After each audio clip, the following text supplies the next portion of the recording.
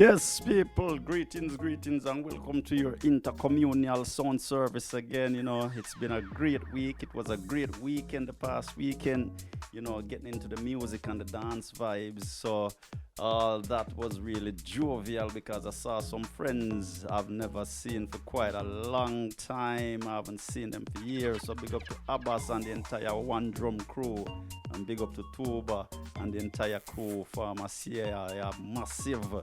So it was a pleasure. And yeah, big up to the Rotherham show massive, and that event was a great event. So this week, people, it's just a straight out conversation I had with legendary producer and founder of the Hangover Hill studio, Matt Black. As you can recall, a while back I did an interview with Rogero, and it was at the studio, and that's the same studio I did this interview recently with Matt. And I want to say big up to Mel, big up to Chris, big up to Simon, big up to the K9 crew, everybody. And people, this conversation wasn't just based on music. This conversation was about life. And I suggest you grab your drink or you grab your meal or whatever, or just kick back, relax, and really tune into this interview because there's so much going on within this interview. And also Matt played 3 tracks from 3 of his artists on his record label, so you need to check that out. So I'm just doing my talk from now, and I'll say my hellos and see you later from now on. And I'll open before the interview with a video from Courtney John and the official video for Liver Blast, and then I'm gonna close out with a video from Persons of Interest called Love Is The Way. So kick back, relax. Next week we'll have Nicky's Toolkit, but this week we're just gonna run this uncut, unedited video to its fullest. So kick back for the next hour and just relax with the tunes and attack your intercommunal sound service people. And remember, listen without prejudice and always take the time to be kind to each other. Yeah, man. Love and light and blessings.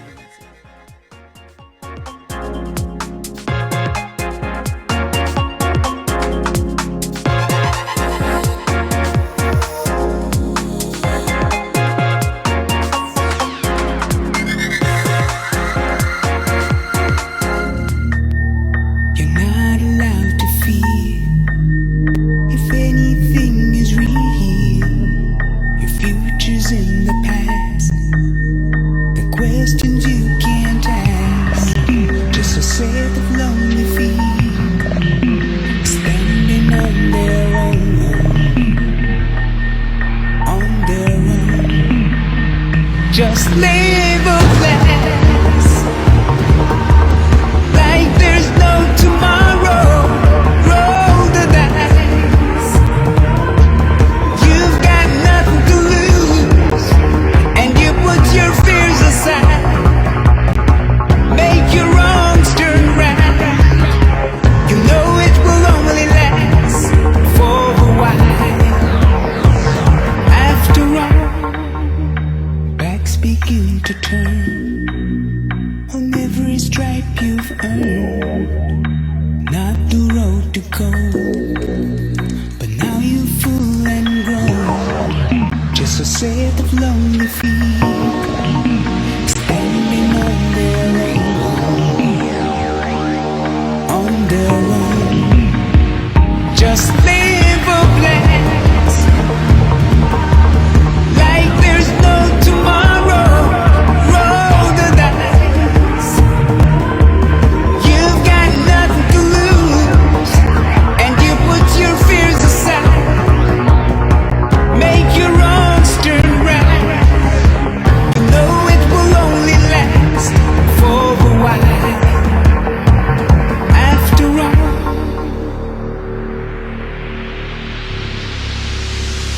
Just live a blast like there's no tomorrow. Roll the dice. You've got nothing to lose, and you put your fears aside. Make your wrongs turn right. You know it will only last for a while. After all,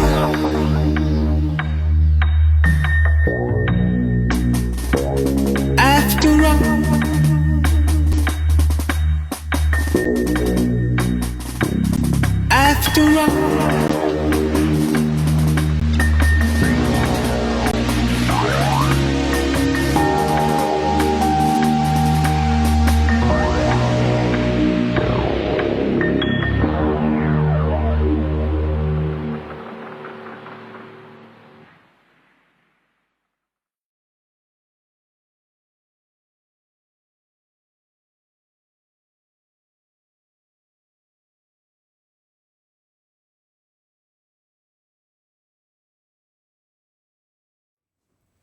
Yes, welcome once again, and I'm back at Hangover Hill Recording Studio, and this time I'm putting Matt in the firing line. You know, you all know me from the interview we did with Ruggiero, and you know, had a little chit chat. So this time, you know, Matt is in the firing line as I mentioned, and it's all about the vibes at Hangover Hill and just a usual chit chat as always. So, Matt, welcome once again. Nice to see you, Ripton. Yes. Cool to see you. And yeah, man, you see, look at fancy shirt, all colourful.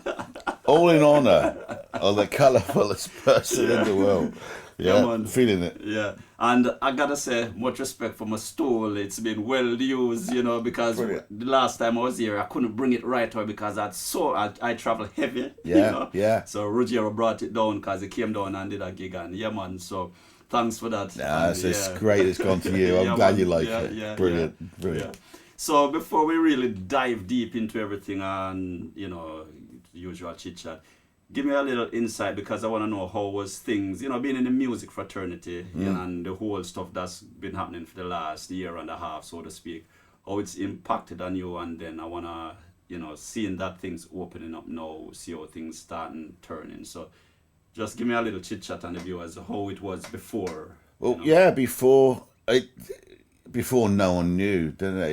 It was a thing that you couldn't have written it. Yeah. You couldn't have imagined it. But it happened. My philosophy with anything is that you ride the waves. Yeah. You know, there's a reason for them to exist, even though it's been terrible for some people. A lot of people have lost a lot of things, Yeah. and there's lots of reasons why that happens to. There's lots of reasons why that happens to people, but my philosophy in everything is those waves are there for a reason, whatever the reason is, and somehow those waves benefit everybody at the same time in some way, different for everybody. Yeah. And I think everybody, if they take the time to find the reason for those waves being there, then you're able to use those waves to your advantage and find out why they exist. So during the lockdown, when live music, obviously there was no audiences, live music was difficult, there was things online, people could do it online, but we concentrated on other things. Like with the studio, we record a lot, and you're able now with technology to record from one studio to another without having to be in the same room with the same quality. So we invested a bit of time and effort into finding out about that technology, so we could still record people. A lot of people were writing at that time, so they wanted to do, if it was just demo versions. So we had a lot of that going on. So that was one way we sort of rode that particular wave. We've got a radio show which we put out once a week, and we sort of spent a lot more energy and time that we had now to make that a bigger thing, because that's how we could reach other people, and that was successful. We have a small TV channel that we ran, and that was much harder work. There's a lot more, as you know, with video and sound. But that was fun to learn about that sort of thing as well. So we diversified a bit, based in the same area. And what happened was that those things became stronger in our small organisation. And now that live music is starting to open up again, which is what I did to begin with before the studio existed, etc. But it's how I got into music. Now that's started to do again now. All I'd like to do is invent a device that gives you more time, because the other things haven't gone away. They've been built up now. So you don't want to drop anything. So we're sort of expanding as far as we can take it in the time that we can spend on it, which is great. You know, we don't want to expand too big. We don't want to be anything. We just want to do what we do, and we want to do it well. But it's been terrible for some people, and I think you can always learn a lesson. You can reevaluate things, and it gave a lot of people a lot of chance to do that. So I look at it as a positive thing. As a positive. Because I'm looking at the positives. Yeah. But I do understand a lot of people lost a lot of things, you know, including people, and there's a negative aspect to that emotionally. Yeah. But again, you can learn a lot about yourself by handling those situations. So there's always something to gain from it. Because you just said it right there. I think, you know, that last bit where you say you learn a lot about self. I think, you know, I could possibly even say 100% that was the key for everybody. Yeah. You know, you learn about yourself, how you handle things, whether it be physical, emotional, you know, creatively. Because I found out a lot of, you know, creatives were even expanding on what they were doing. And that's what I love. Because I visited a lot of creatives in the process, or, you know, in the time things were happening. And, you know, everybody was really on top of the game and even finding more stuff about themselves, and whether writing creatively or just producing creatively, you know, that kind of thing. So, yeah, it was about people finding themselves, I think. Yeah. And going a bit further than that, it's something I've learned in the last sort of just under a decade, is that it's really hard to find yourself. Yeah. In a society that we live in, which is driven by a lot of false things like a monetary system and politics and things like that don't really exist unless they're invented by the human race. Yeah. But you're sort of caught up in that riptide, and you don't know who you are because you're reacting to what's happening around you. So to go through that and find the light at the end of the tunnel, find yourself, is a hard thing to get a handle on. But once you get there, you realise actually it's quite easy, but only once you're familiar with finding yourself. Do you understand that? Once you've been there, it becomes a lot clearer. And you're right, finding yourself is the key.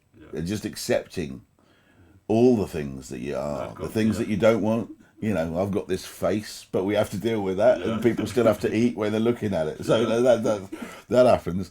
But and you accept who you are, and then you realise that everything's for a reason. You get it. You know, when you let the rhythm of the world decide things for you, and you take that. I think there's a great saying I use a lot, and when I was learning all about this, it's not having what you want, it's wanting what you have, and that is a great way of just succinctly going, why am I feeling a bit odd, and then not taking for granted what you've achieved. You know, what you have got is often a million times what you think it is. So I love that analogy. So well, just say we're going about a month now since, you know, heads of government saying okay, lift whatever ban they had on, you know, society, so to speak. How things seem to be evolving, you know, regarding the music fraternity, whether recording, gigging, has anything started to picked up, or, you know? Yeah, it has. I'm really lucky, if that's the word. Myself, I've been gigging for about 30 years. So regardless of any ability or why, but just by being part of the furniture, people call you because you've been around for so long. So.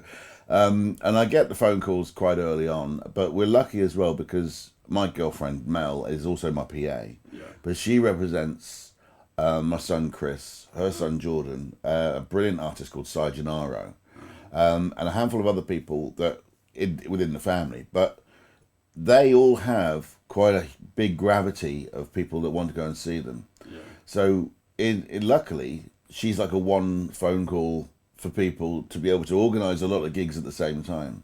So with that happening, we get the phone call quite early, and so we know what's happening. So we're involved, we're in the loop first. So it picked up pretty much instantly. In fact, before it really opened up, people were sort of preempting when it opened up and giving us the phone calls to try and organise it. But with the proviso that everybody knows it may not happen. So there's, you know, we're all a bit more tolerant in if a gig has to cancel, then we know why, you know, it's out of people's hands. And so we're all a bit tolerant about if the reasons are those reasons, then we can handle that and maybe move the gig later on. Half the organisation's done, you just have to change the date on the top of the paper and then we're okay. So it's picked up really, really quickly for us. And I count my blessings for that, because largely it's longevity, but also you try not to burn bridges in it as well. Yeah. So you might not see eye to eye. Yeah, here you go. Yeah. Lesson. A little lesson, yeah. Yeah, everybody's got a point of view. If you don't see it, then there's two reasons for not seeing their point of view. Yeah. It's you're not looking hard enough, or they're not looking hard enough. Yeah. You can half the problem by just doing it yourself and looking for the reasons behind, that point of view and accepting it. Yeah. It doesn't mean anybody has to be right or wrong. You can have different opinions. Yeah. And you should, because you learn things from that. But some people get very forceful and they think that other people should have their opinions. But there's no reason for that. It exists, Yeah, I love that. And the fact you mentioned, about even burning bridges, it's very vital because even for me, what I've learned for this part, not that I didn't know, but it just, enforced it more and I acknowledge it more. We all need that monetary aspect to, for a bit of survival, yes. Yeah. But as we were chatting earlier, when you invest in people, and for me, that was my strong point in all of this.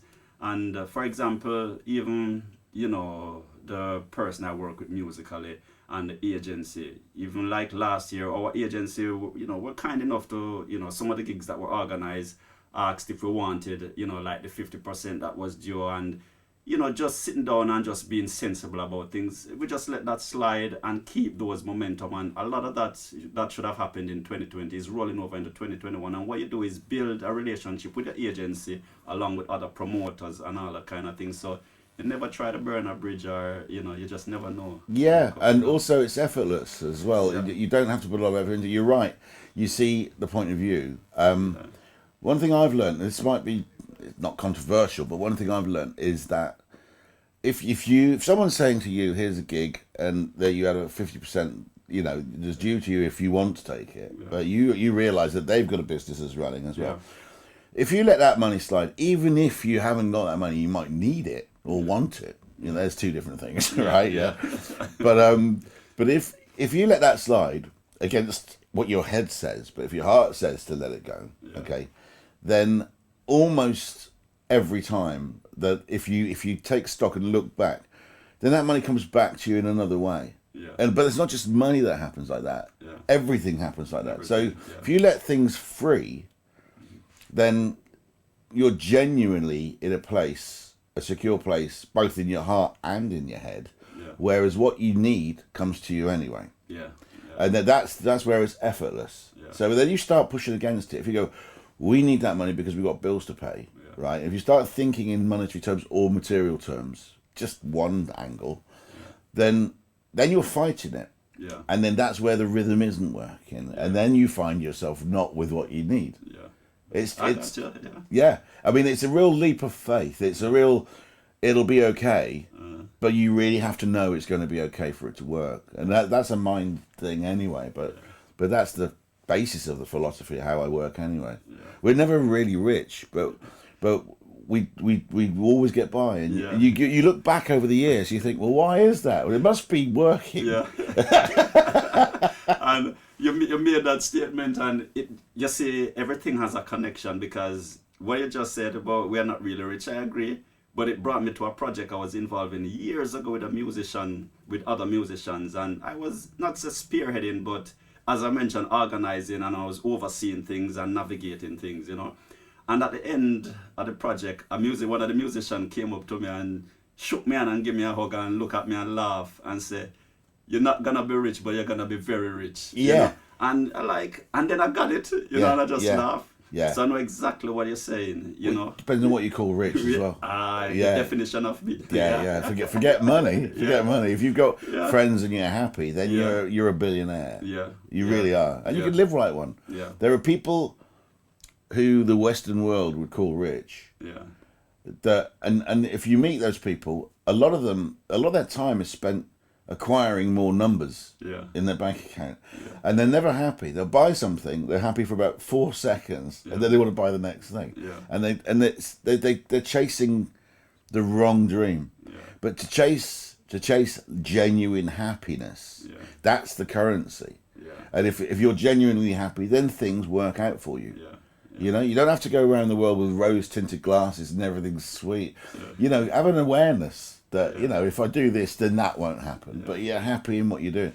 And I can't stress it enough. It sounds like it's something that's magic, but from a scientific background, O-levels were all scientific, and I started work in the MOD my first part of life. But from that sort of background, getting to where I am now, which is completely happiness, it's not tangible, but it's definitely there. I mean, because I feel it. And I feel when it's not there as well. And a lot of people don't see it. There's levels of consciousness, and as you rise up through like the 4 levels that I know of, then you realise that happiness is the link to the next one up. And once that happens, then you're coasting. The purple zone, I call it. Yeah. I so firmly believe that. But yeah, so we're billionaires. You know, So we're rich in our own way, and our definition of rich might be far different from somebody works for us.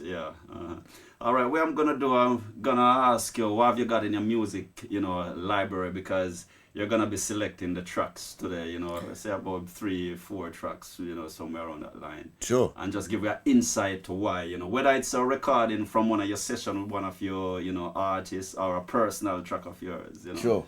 Well, thanks. I like, when I started to record with people, it started off as just being an engineer. Yeah. I didn't really have a creative angle or a want to be creative, unless they asked my opinion, but I didn't really believe in that sort of thing enough, or my ability to be creative enough for somebody else. So it's led me to be a producer now of records, but of a whole world style. It doesn't matter if someone is a reggae musician. It doesn't matter if someone's a dance track musician. I'm able to see it for what it is, without having to like it or without having to not like it. But in the end, I end up loving it because it's introduced me to a new thing again. Just letting that happiness take over, right? And so I end up my friend Sargenaro is an incredible person and musician. His level of consciousness is way up there. But he said, you're what you call a world producer. So, and it's come to a lot of different things happening. So there's no one style, and it's all different. But one Very thing, eclectic. Yeah. So I think the first time I realised this happened was when a poet came to me about 12 years ago, and did a poem, and he's got a great voice, real sort of almost a bit David Essex sort of voice, and he did this poem. And it was about going to a rave, this poem was. There was a bit in it where it was quite rhythmic, almost like a rap. And he went away, he was really happy with the poem. And when he'd gone, I couldn't help hearing a piece of music behind it that was emphasising and growing and ebbing with what he was saying. So I sat down one afternoon and I didn't really think that I was going to make something. I just thought I wanted it to sound. So it's called Rave On. It's by a poet called Steve Biddle. And what you're going to hear is the finished version. So his vocal was there, and then I just basically worked out the tempo he was doing, and then changed everything. It took a long time, but I keep on playing it, and I think, that was cool. It's called Rave On. All right, so as always, listen without prejudice. For millions of years, man has been using the stars to cloak the skies. He's been using the moon to cast shadows that go into the night. He's been using the red, the violet, the green lights of fire to project images that cascade in your mind. Man has built pyramids on vast deserts of sand and skyscraping cities in the valleys between the mountains. Man has walked on the moon and carved creations in stone to worship the sun, the sky, and the stars. Now, this is our time. This is our space. You must come as you are and follow the sound. Let it take you to where the people are as one. The sound man, the DJ, the fire eater, the beautiful people. The trees breaking the cool breeze, the psychedelic lights, and the bass that runs through the night. Go treat yourself to freedom and follow the stars as they leave traces in the sky, and worry tomorrow, cause this place will never die. The communication is dance. You must dance with all the beautiful people and smile. If there are people you think should be here, you should let them know, because we have enough DJs and records so as not to spoil the show. Respect goes to the man who's sitting at his desk. If you found us here in this forest, this is us truly at our best.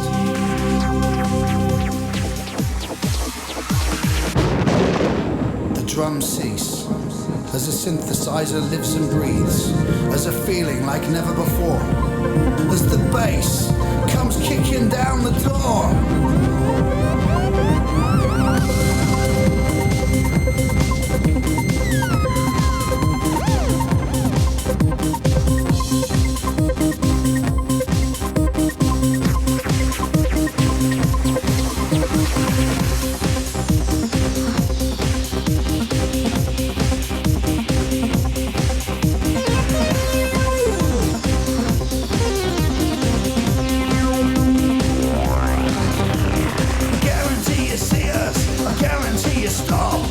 Everything we do is taken from the top.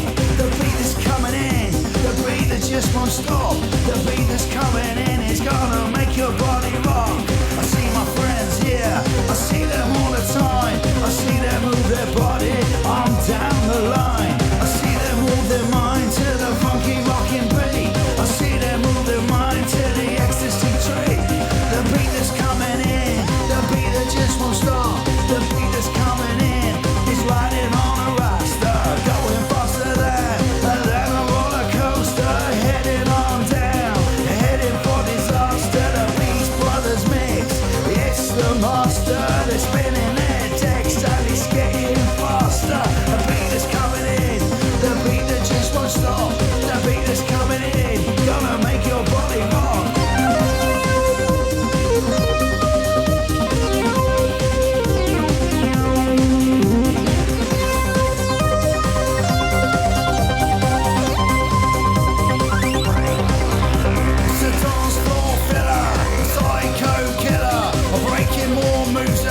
Jackson in Thriller. The beat that's coming in, the beat that just won't stop.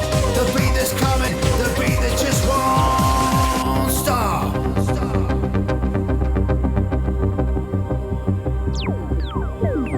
Ladies and gentlemen, the Hangover is gonna be awesome. The music tender and slow.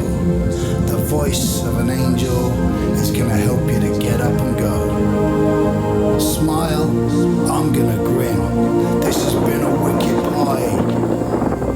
We're all coming in again.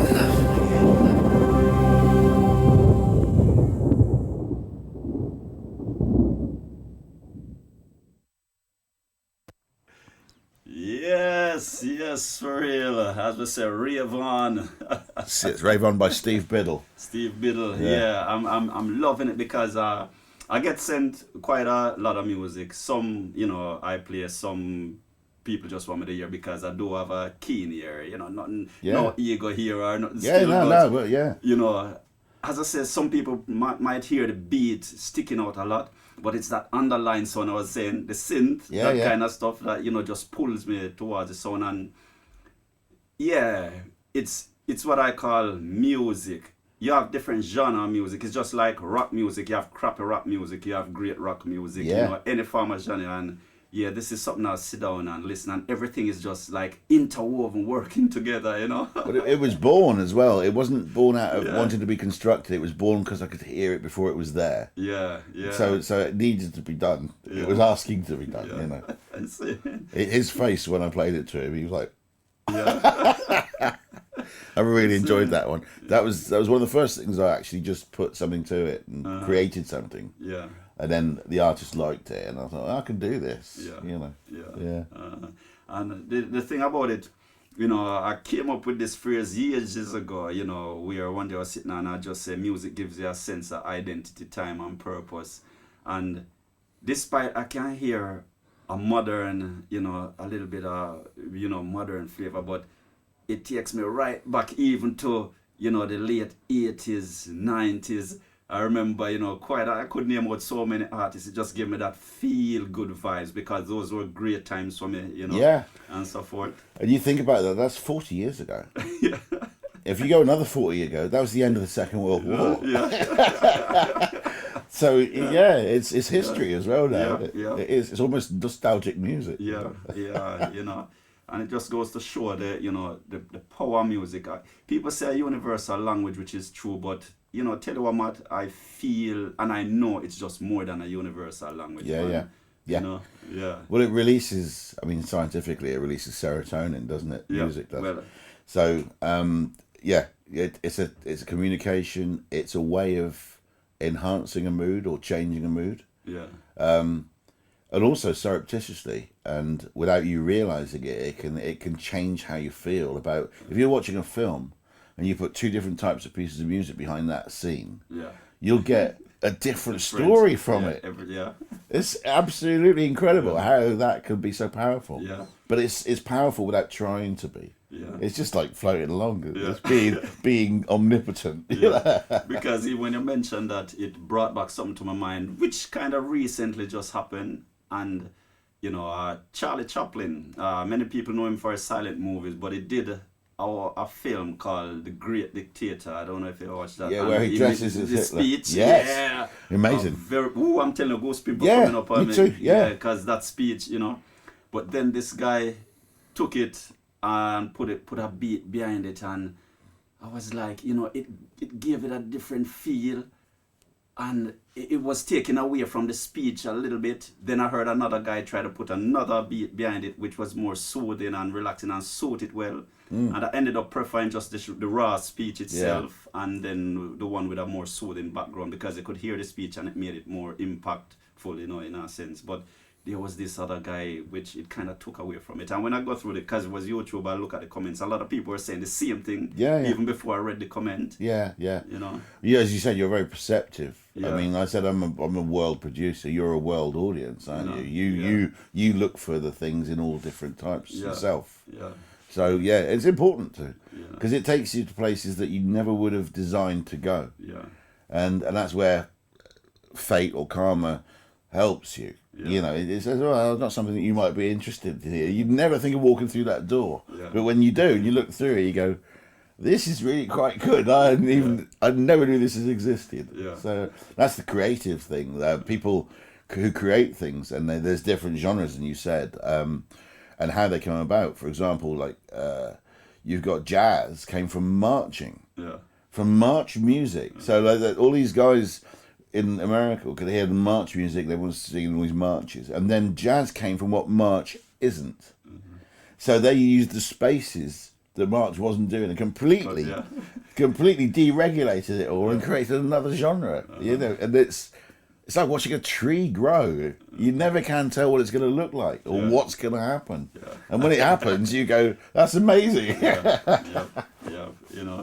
Actually, these are I love the conversations, man, because so much, I could even say metaphors at the same time, reality, so people taking what's been said here, because a lot of information is, passing out, which is music also, man. So just looking ahead,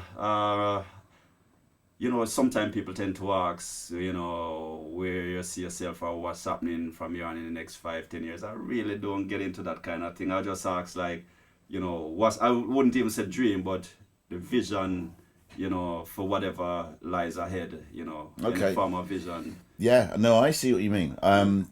It's important, and it's another lesson I learned, that a lot of people seem to aim for somewhere. Yeah. Or they want to be somewhere, and it's something they've thought of, So going back to what I said about letting karma take the reins. Yeah. In every situation where I've genuinely dropped any control and let that happen, I've ended up in a better place than I've imagined. Yeah. Right? Yeah. Every time. It's never failed. And it's a gutsy thing to do. If you've got a family and you're providing for your family, it's like going, whatever. It seems the wrong thing to do. But to me, it's worked, and you think you have to be in the right frame of mind for it to work. You have to be balanced, and I wouldn't say it was balanced, but you need to know what balance is. Yeah. And getting to the end of somewhere, you do think, you wonder, some people must wonder how old they're going to be, but recently, let's say the last decade is where I really sort of woke up to this.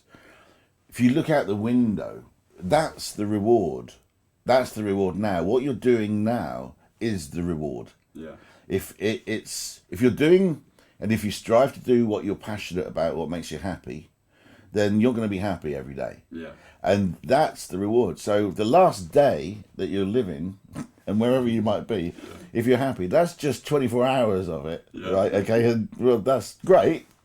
But, you know, what about the days now? You the ones now. So where I'm going to be is I want more of what I'm doing now. Or whatever karma says, oh, you'll enjoy this, and then deliver something else. So being happy. And we talked about earlier on about materialistic entanglements with the world. So yeah, you're right. There are systems in place where you need to pay bills and you need to buy food and you need to do things like this. And there are ways around that, but you know, monetary systems exist around the world. Now, one of the things I've asked for, the universe for, and I've thought really carefully about it, was giving it the room to make the decision for me. Yeah. So, and Mel, my partner, who's, you know, absolutely perfect. So she's the only person in the world ever that I would have gone out with after having tried and failed so many times. Yeah. But she's just perfect. We're definitely two pieces of a jigsaw that are built next to each other. And she feels the same way. So, yeah, we do worry about our kids and providing and things like that. But my design is looking at, you know, doing what we enjoy doing. And that's what we do. And we do that. We work hard, but it doesn't feel like working. Yeah. I can relate. Yeah, just time. And we take time out for each other and things, and that's just important. But when it comes to the monetary side of things, what I've asked for is never to have to look at the bank account. So I don't want to have to worry about it, okay? I just want to know there's enough in there. Yeah. So if I need to pay a bill, I don't have to look and worry about that. Yeah. So, and I can honestly say in the last 10 years, since I've been employing these thought processes, that's been the truth. Yeah. Now, we might not have a lot, and I know it's pretty close, but if I start worrying about it, it gets worse. Yeah. Right? Yeah. So it's been fine for 50 years. It's going to be okay. Yeah. So once you get that, so I've asked for not having to worry about what's material, what we've got materially. Yeah. And that's worked. So then when we've needed something, the money's there. Yeah. And when we don't need it, it's not there. But then it's like the universe knows that you get it and then gives you that. Yeah. So that means then it's much easier to look out the window and go, this is the reward. Look at a tree, you know, and look at an animal or a bird or anything like that. And just make it a point not to take it for granted. And at that point, then wherever you go is going to be fine. Yeah. So yeah, so I'd love to be, you know, I'd like to be helpful. I think that's a driving force for me. It's not me trying to be benevolent or nice. Yeah. I just feel like I want to help someone, and so if I can, and if I'm helping people to make their records, which is something I know how to do, that's fine.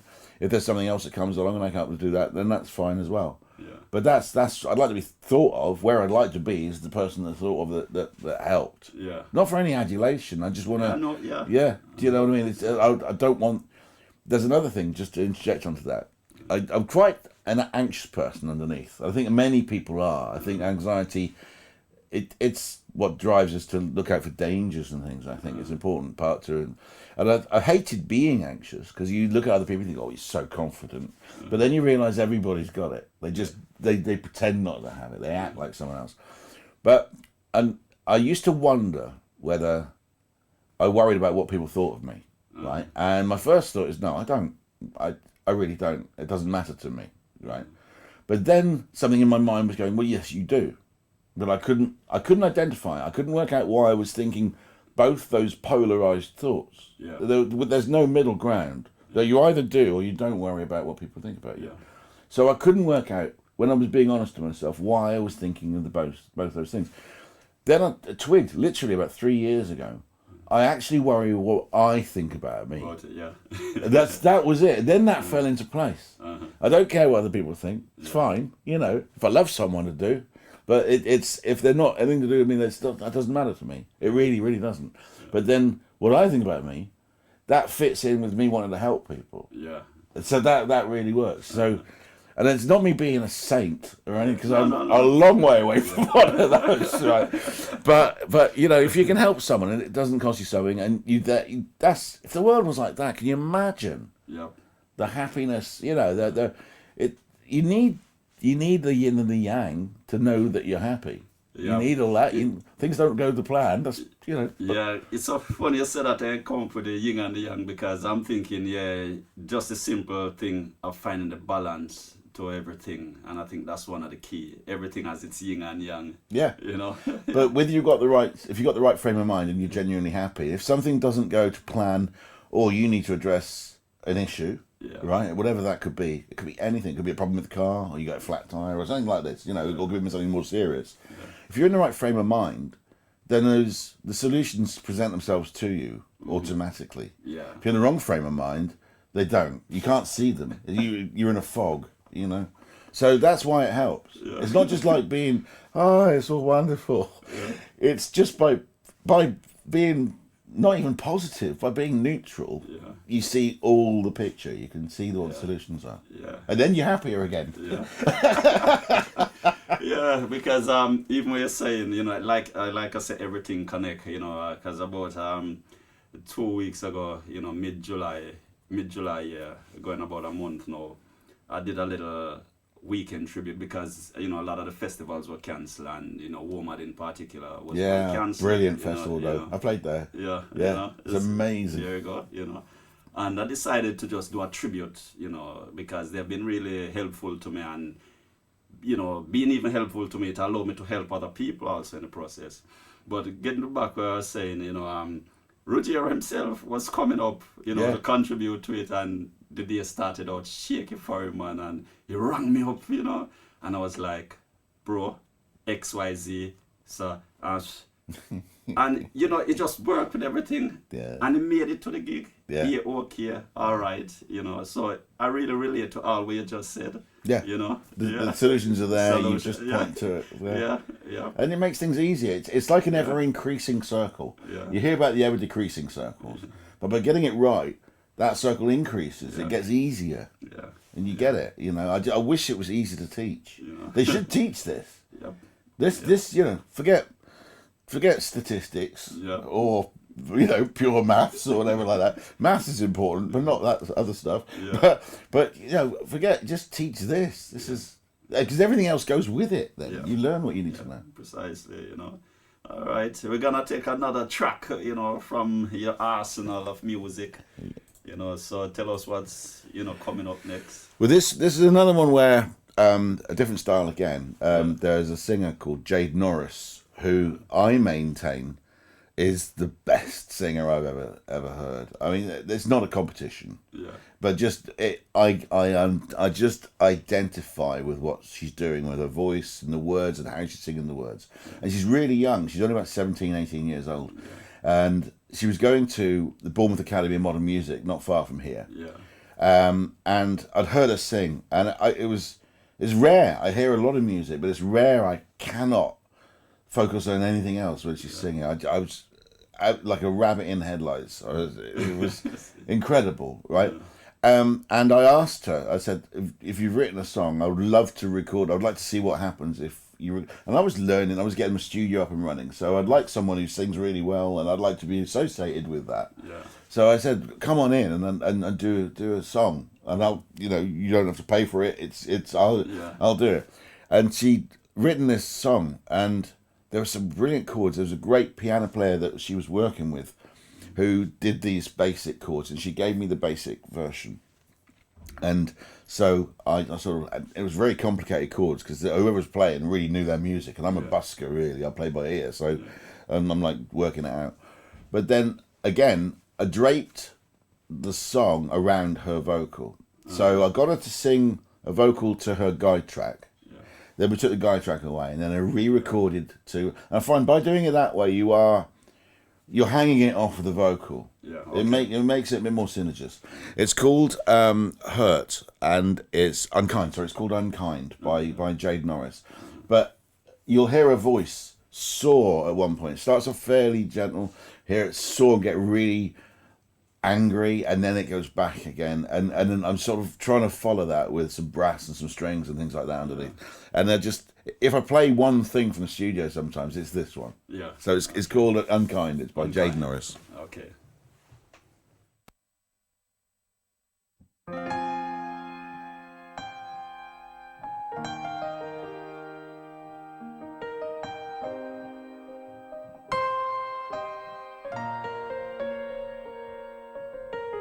I don't wanna know what you've been saying,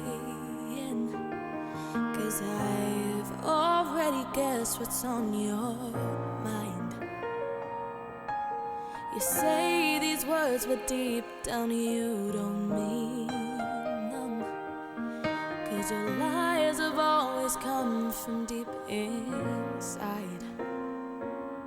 I took my chances, forgave you endlessly, and I don't wanna have to be unkind. So I'll tell you what you want to hear, but I can't stand to have you near. I've been down this road too many times. You can try and try, but can you see you're not meant to be with me? Realize that you have come to find I made up my mind.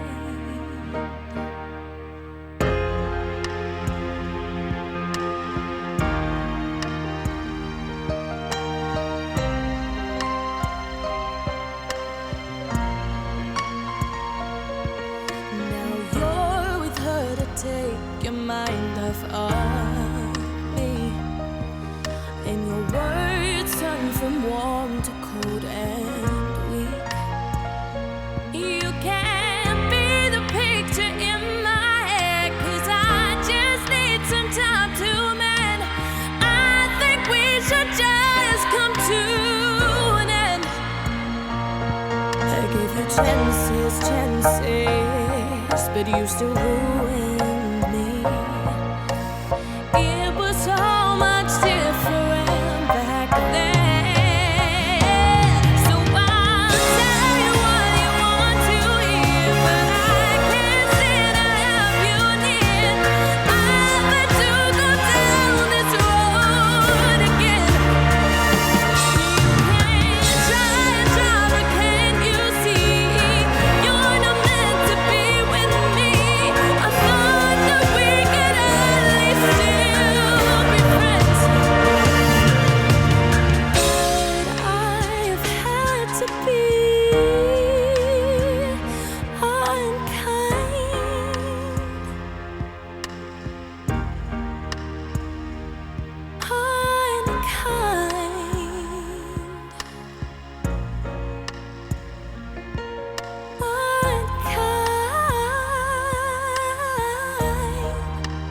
Why'd you have to make me be so unkind?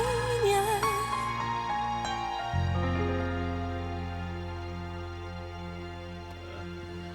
See what I mean? Yeah, you see, my body speak to me anytime ghost people come, you know. And I don't know if it's just me personally, you know, but over the years, when I listen music also, it's the sounds that most people wouldn't listen out for, and those little underlying sounds, you know, because even that, you know, angelic voice kind of backing her up, giving that support, it gives the song a different dimension also, and, you know, add more, I would have said, dynamics, texture to it, you know. So for me, it's those little, you know. The way I picture it as well, I like to visualize an artist singing it at the Albert Hall. Yeah. So if it's a concert where it's packed and everyone's to see her there, so it's silent. Touch on that, yeah. Yeah, and then with that, if I'd had the limited resources to do it, I'd have a choir behind a band of brass comes out and then leaves her at the end with the single spotlight. Yeah. Because obviously it's a thought. She's angry with someone, and it's inside her head, and it just goes it lashes out and then it comes back in again. It controls itself and she composes herself. So she ends up being full circle. Yeah. almost like got it out of the system. But it just when it came out, and I'm just terrified I'm terrified of changing something on it. I don't want to do anything to it because it's just, to me, it's just an amazing, and her voice. Yeah. Yep. You know, for someone so young to just be able to transmit what she's singing. If you didn't know the words, you'd know that she was angry with someone. Yeah. You know? Because even when I was listening, that's the same thing I was envisioning, you know, she had some sort of opera setting, you know, and just singing this out with a choir behind, that kind of stuff. Because there's so many elements or direction this song can be taken.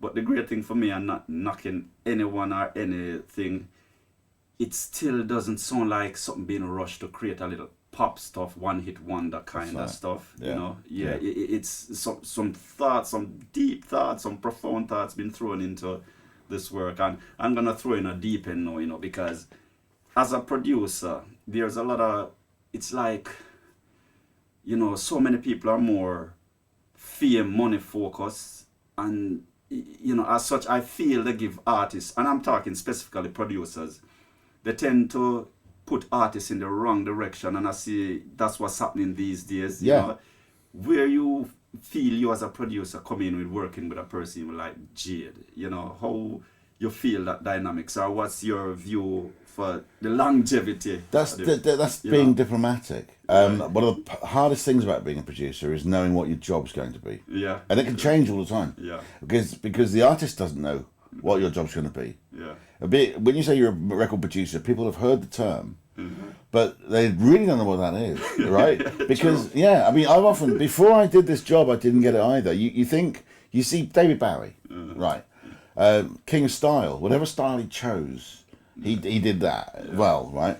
And he had a producer, Tony Visconti, okay? Yeah. Now, David Bowie, I was thinking, where does the line, David Bowie's the creative here, and the producer by definition, and mostly is creative also, right?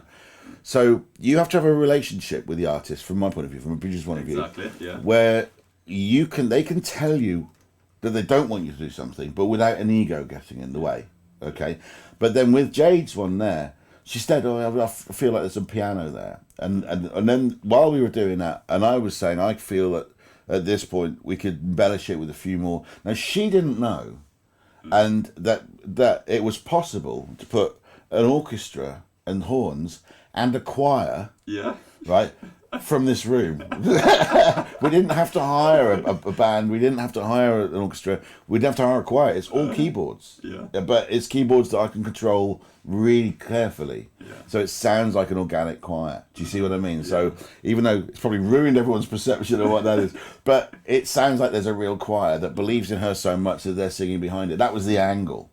So whatever you're hearing, the end result, like a CGI film. If it looks like they're on a mountaintop, to all intents and purposes, they're on a mountaintop. Do you see what I mean? So that was where. So as a producer, you're always in contact with them, what they want, and listening to how they talk to you. Because a lot of what they want, they won't say or don't know how to say. So you just got to get to a point where you can ask them outright, and there's no ego. They're not afraid of saying, no, I don't like that. So you can try then lots of other things. And then at that point, by trying a lot of things, you get more of an insight as to what's going on to their head. And that's the real importance. At that point, the artist then goes in the direction they want to, and you're making the track as they're turning. So you're a foot ahead of them, making the track in the direction they want to go into. Do you see what I mean? So you're not influencing them unless they say, I heard you do a song by Jade Norris, and I'd love it. Could you do one similar? Which, you know, I'm not a commercial person. I won't say, you'll sell lots of records. That's other people's jobs. You know, but I say, well, you know, I would say if you want to do something the same commercially, that's not a very clever idea. But if you like it and you want that song to do that, we can do that. And they told me then what they want. So that's what being a producer is. It's you're dancing with the artist, and you're reacting, even though the dance might be a step or you know what you're doing, you're still reacting to where they are in a three-dimensional space, so that you don't trip over each other. You see what I mean? And I think that is the key. So many producers don't. They'll for either commercial reasons or, you know, they're not really listening. It's hard work and it takes a long time. The other thing is financially. We're all as we said, you know, if you did something for free, but there isn't a value, people don't do it for value. That you're not really giving them. They won't think of it as something that, you know. If you charge something, then it gets rid of people taking the mickey. Yeah. But also, but then when you charge something, a lot of musicians don't have a lot of money. Yeah. So what I do is I try and work out quite quickly, and I never change it, but I work out how long I think it's going to take. And I'm a terrible businessman, right? I half that, right? And then I'd come up with a figure that it would take, like, if it was half that time, right? Then I say, well, this is how much I think it's going to cost, half of how much it's going to cost. It won't go over that. No matter how much work we go backwards and forwards, that's it. If it's under that, then you don't know even that. Yeah. You see what I mean? Yeah. But what you do by that is take, and it actually works out much better. You take away the pressure from the performer to actually perform. Mm-hmm. So if they want to do a line again, their first thought's going to be, oh, it's going to cost another 40 quid. Yeah. But if you take that away, and then you can go, yeah, that's fine. Yeah, that's or no, that's not so good. Let's do it again. And they're not thinking about anything apart from the actual song. Yeah. That's another thing. Almost like training an actor, isn't it? Getting an actor to be an actor. Yeah. Basically, you're just giving the person the headspace to be clear, so you can focus on the creativity. It kind of remind me also like artists having managers on the basis of music, you know, because you have some fraternity or promoters won't deal with the artist directly, you know, they'd rather speak with somebody who manages them, and the belief is that the artist should be focused on their creativity and not, you know, worried about financial this and bookings, and somebody should be doing that. So, you know. Well, it works. I mean, Mel, mine's my PA. My partner is my PA, and it works perfectly because she can answer for me. Yeah. And it does leave me time. And also, I'm a terrible businessman. I'm a terrible businessman. She's great. And she takes all that away. But I think it works that way. Yeah. Keep the business to one side. Yeah. Separate music and business, and then keep them apart. Yeah. That's it.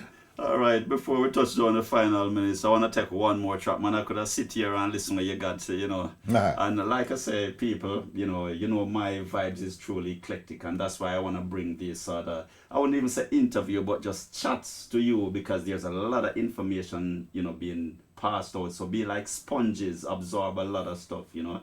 There are people who aren't in the fraternity of music still can get valid information. People within the music fraternity, valid information. So yes, I hope you're all enjoying and getting a lot out of this. So I want to take one more track, and then we just wrap up. And what have you got? You know? This is well, this guy is the opposite side of things. So this is where someone came in, and although he knew what he wanted to do, right, he experimented a lot in the studio. Yeah. But this is where I took instructions about volumes and reverbs and all this stuff from the artist. So this isn't me producing it. This was me really engineering it, but also knowing that that's what my job was. Yeah. That made this happen, because this particular artist, he's called Tobias in Flight. He has no self-confidence about his music, right? But out of everyone I've recorded, this guy is a cult. If everyone heard this, he'd be a cult sensation. Yeah. It shouldn't work. It's like listening to Picasso. All right, it shouldn't work, but it does. Sometimes you listen to the later Talk albums, right? They go right off the rails, right? But you cannot stop listening to it. It's just, it works, you know. And this is this guy, Tobias in Flight, and it comes from one of the earlier productions. And I've extensively recorded maybe 40 tracks with him, right? And 3 albums and an EP. Every time it comes out, he never wants to listen to it again, because it's a nightmare. It's controlling him. We did 384 takes of the word "and" on one of these tracks, and then we went back to the first one. I was hallucinating, right? But working with him and seeing the end result, for me, and listen to it, and everybody else who hears it go, that's incredible. He's invented music again. This is where he did it. He did it. He painted the picture. I just gave him the canvas to do it on. And even not that, he knew he needed a canvas. I just pressed the buttons. And he was creative with it. But this is why I love this guy. He said, you can't tell him it's amazing. He'll go, oh. Tobias in Flight. This is called Whispers in a Black Room. Yeah.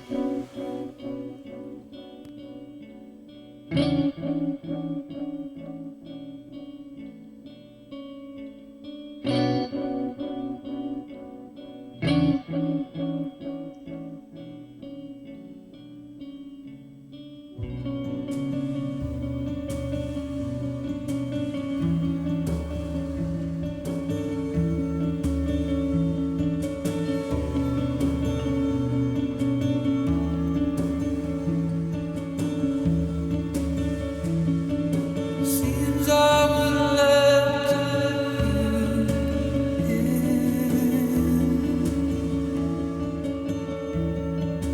fever running red wants me. Whispers in a black room, tears in rain. Future escapes me.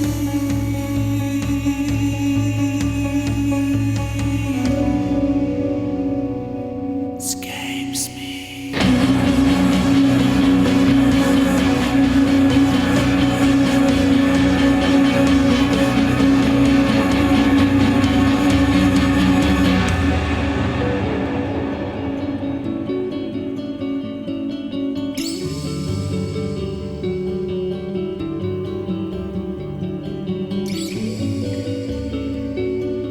Color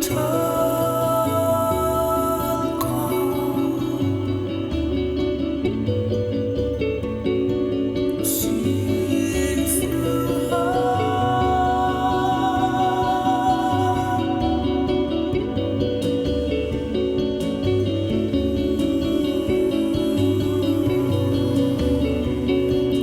color turquoise, seeing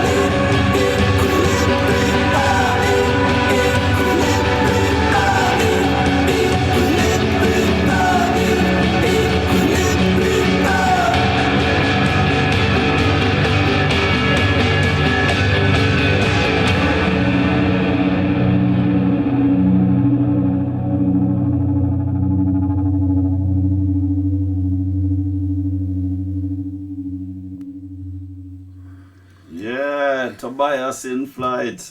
If I'd have played another one from him, apart from the vocal range being the same, you'd have thought it would be a different artist. Yeah. I could have played any one of those 40 tracks, Yeah. and it's like a modern art painting to your ears, and Yeah. but just complete creativeness, Yeah. but without any confidence. Yeah. It's an incredible paradox. Yeah. But playing his stuff, you could just float around. You can, when you go to sleep to music and you're in that middle point where you're still listening to it, but you're floating. Yeah. That's what happens with that. That's Yeah. incredible. An amazing musician. If you're watching Tobias, you're a genius. You're a genius. Yeah, definitely. Because man, what I've and I'm glad my ears was open to all different sound frequencies from an early age, so I can really appreciate different sounds and all of that. And there's 3 tracks you've played so far, completely different styles, but the one word that sits with them for me is class. Oh, thank you. Yeah. Thank you. Yeah. Thank you very much. That's Yeah. that's a brilliant compliment. Thank you Yeah. very much. And they're real creatives, true creative souls. And I can hear it in the music, I hear it in the voice, and I can see the picture, the paint with what they're doing. Yeah, man, class acts, all of them. They are absolutely incredible. Yeah. And there's a million of those To to every one that's in the charts. Yeah. Everywhere. It's there's a mine of it that's full. Yeah. You know, and it's never ending because people, you know, they pass things on to their kids. Yeah. It'll grow and grow and grow. Yeah. And underground music is much bigger than overground music. Yeah. And it's much more rewarding. Yeah. I believe that. Yeah. I do agree with that. Definitely. There's something. I think I just boil it down to there's more soul into it. Again, the business hasn't got in the way of it. Yeah. They're not trying to prove anything, so it's genuine. Yeah. And so it's three-dimensional. Yeah, you're right. Yeah. Yeah, man. And so, yeah, well, seeing as things picking up back, you know, I'll check in at some point, see how the gigs will be, you know, going. Hopefully might be catch you at some point on the stage itself, not in the studio, but on the stage or something. If you're really unlucky. I'll let you know what's going on. Yeah, and so forth. But as always, you know, I know, you know, some of the viewers definitely, because they love these interview things, and that one even with Rogero, I got quite a lot of phone call from that, because some people really love the conversations, you know. So I know a lot of people will really appreciate, you know, the information you've delved out. And as always, man, it's a pleasure, you know, sharing space with you and just chatting, you know. It always take me to another level, and it, for me as a person, it makes me think and just feel enlightened and relaxed being in the presence, being here at Hangover Hill, you know. Well, the door swings both ways, genuinely. You bring out that in people, I think. You know. Well, thank you very much. It's good to see you, Rips, and it really is. Thank you. And much respect, you know, definitely. And to the entire team, you know, Mel, you know, the whole K9 crew. Yeah, bless them. Yeah, man, and I'll hope to catch up with Chris also at some point. Yeah. He'd enjoy that. Yeah, he's got a lot to say. Yeah. He's very focused. Yeah, you know, so yeah, man. So this is Matt Black from Hangover Hill Recording Studio, and if you want some truly interesting sounds, the man to hook up with, definitely. And always check the description, you know, for the links and all that good stuff. So see you next week, sometime, someplace. Tunes and a talk.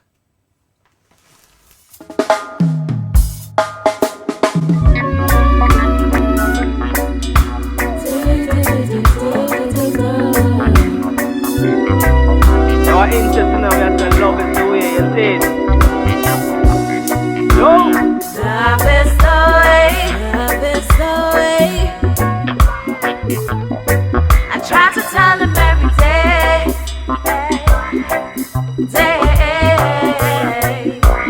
if we believe, then I know we can achieve.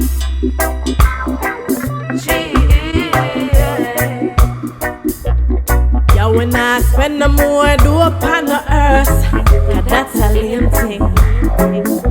The robbing and the shotting and killing, I get worse. It's escalating, yeah. Work hard, now watch another girl purse. I'm not plating. Yo, I never spend a lot of time on this verse, and the course is the main thing. Yo! Love is the way. I try to tell him every day,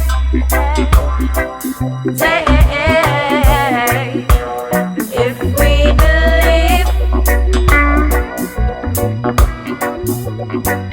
then I know we can achieve.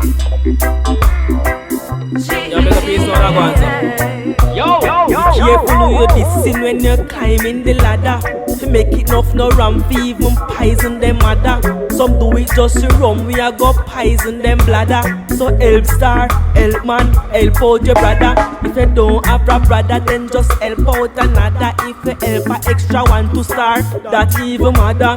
Love is the ways, the chorus. Jaja go before us, the guns them with them music in me, I beg you make them chorus cause love is the way. I try to tell him every day,